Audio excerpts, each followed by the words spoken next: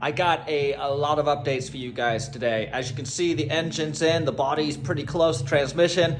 I got a lot to share with you guys. Let's not waste any more time. Merricks Garage.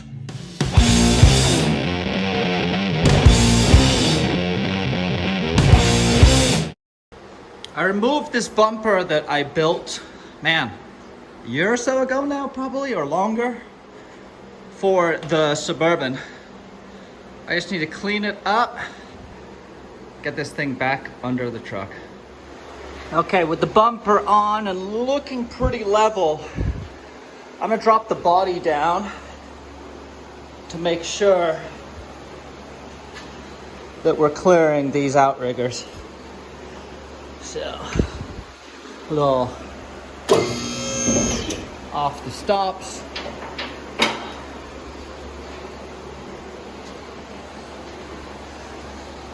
I built this bumper a while ago, so I'm excited to see how it looks on here.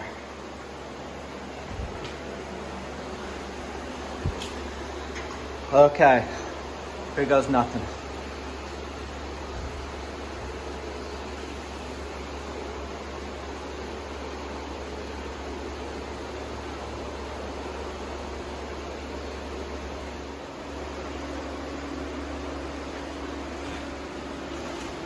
Yeah, I'm happy with that.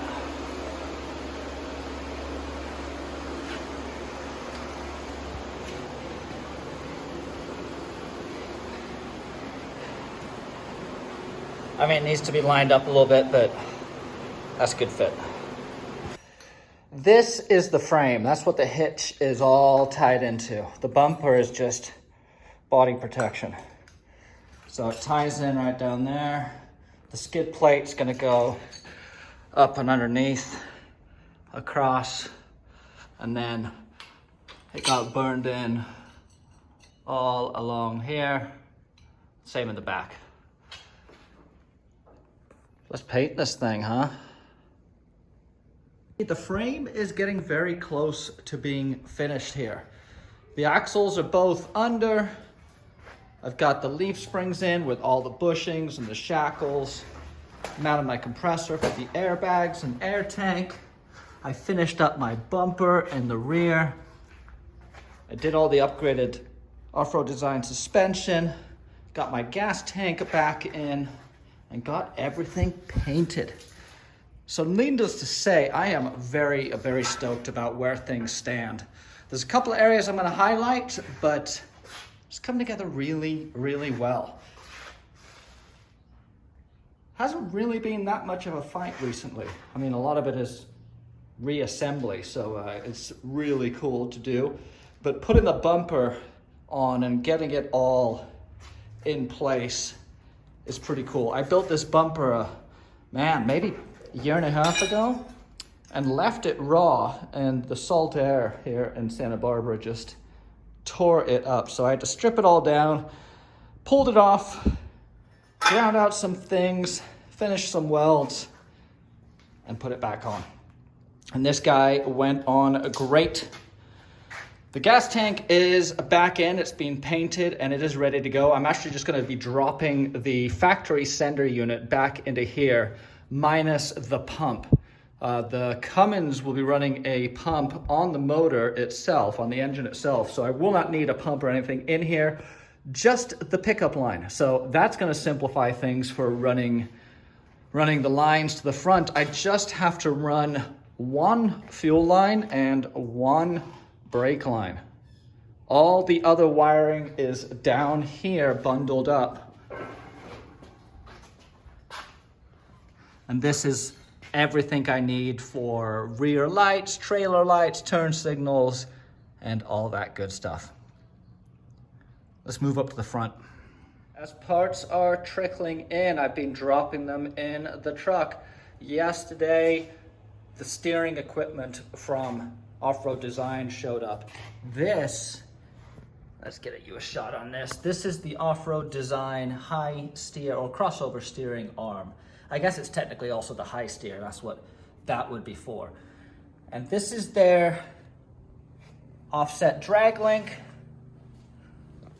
along with a drop pitman. And I'm using their metal on metal tie rod ends with this Kevlar cap. Steven convinced me to swap out of the old school that I was using, the Heim joints.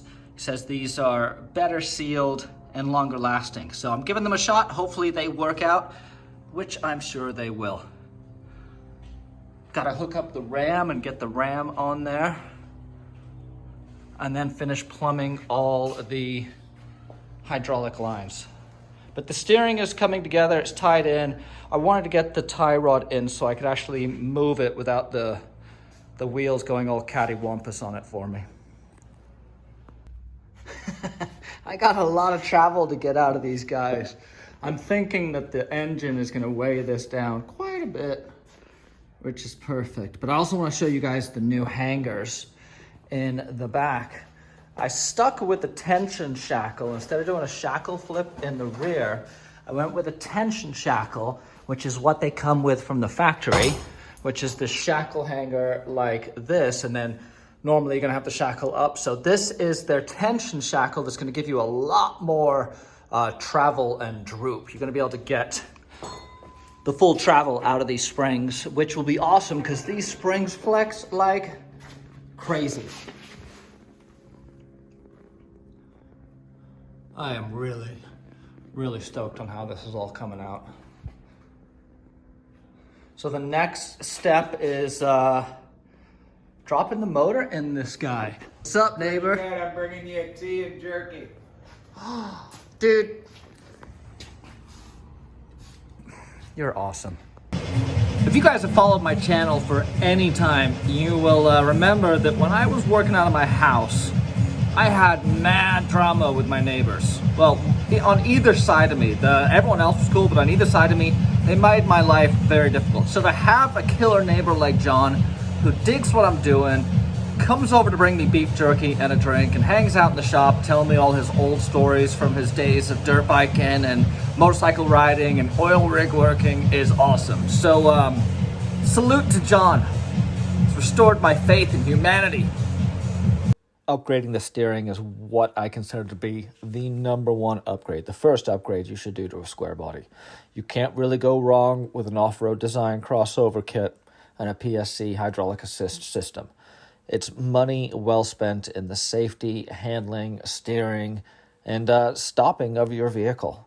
You won't regret upgrading the steering, trust me. What I do regret is tackling this engine install essentially by myself. The forklift helped, but I ended up having to wrestle this thing in and use all kinds of leverage to get it to sit straight. But it's in. It's looking good. I can't wait to fire it up. Transmission's going together. It's putting up a little fight, but I will win. I hope it realizes that. This thing is heavy. Everything's heavy. But check out that power plant. Awesome. Let's finish getting this thing in. It's time for a recap on where we stand. The body mounts are in, the new body mounts, because they finally arrived. And man, the body has been up and down probably 30 times today. Trying to get it to fit without a body lift, because I'm not a big fan of body lifts, and clear the transmission in the tunnel. So I've had to beat the tunnel pretty hard to get it to clear. I cut the floor so the shifter can come through. Let me show you that. That's a highlight for me, because there, can you see that? Look at that. It's getting real, folks. There's a shifter in there. I'm having some fit issues, slightly. Nothing I don't think I can resolve, but you're not gonna be able to see. But back in there, I can't even tell exactly where it is, but there's something that's not quite right. Because you see that right there? There's a little bit of a gap between my body mount and the body. So this all needs to be resolved, but it's really, really close. I'm stoked on how it's looking. Let's, I just walked into the frame for about the 800th time. Oh.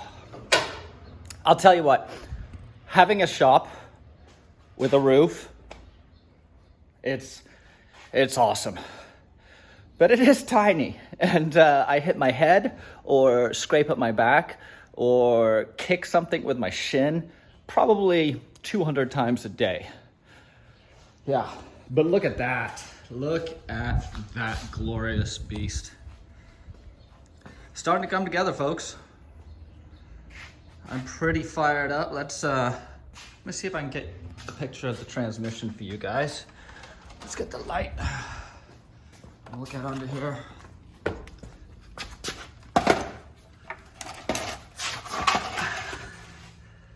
That is the TR 4050 in there.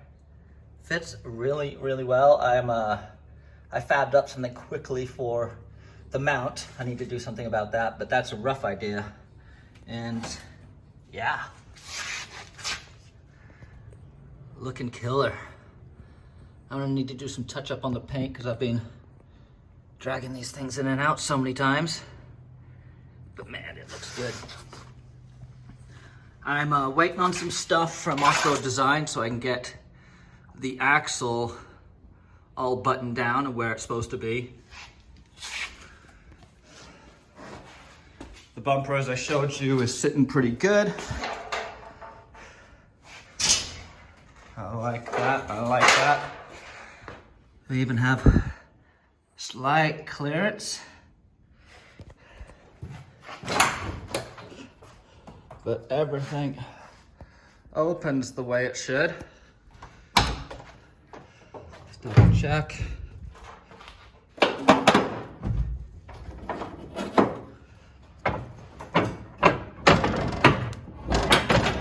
Awesome. Door shuts. Let's make sure this one. Booyah.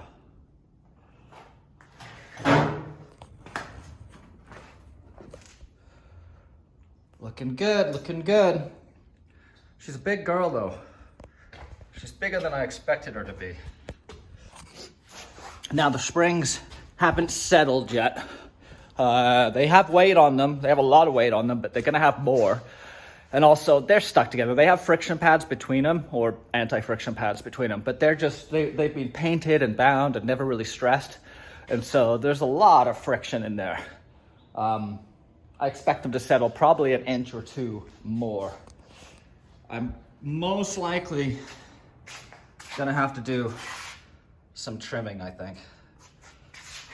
These fronts are looking really close. But yeah, engine's all in.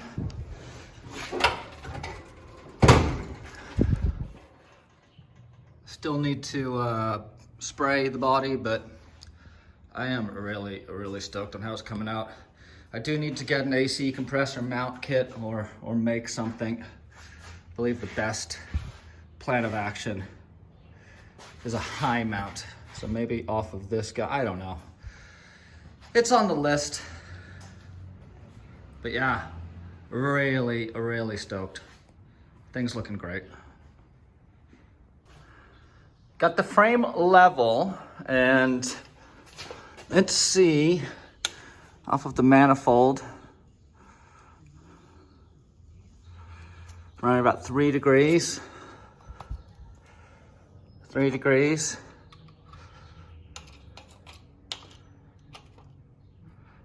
Roughly 3 degrees. I could afford to come down a hair if I need to, but let's drop the body down and see if all my clearancing work. I know it looks terrible. It won't look this bad when it's painted. Let's drop it down and see if this has worked at all. I'd love to be able to get it to sit flush on the body mounts without needing a body lift. Let's see. It's sitting really nice right now, so you can see we're down on the front. This one's very close. I gotta do some more clearancing around the transmission and the tunnel where the shifter comes through the floor. but everything's lining up. I got my air system in. This is gonna be going to run the airbags I'm putting in, give me some onboard air too.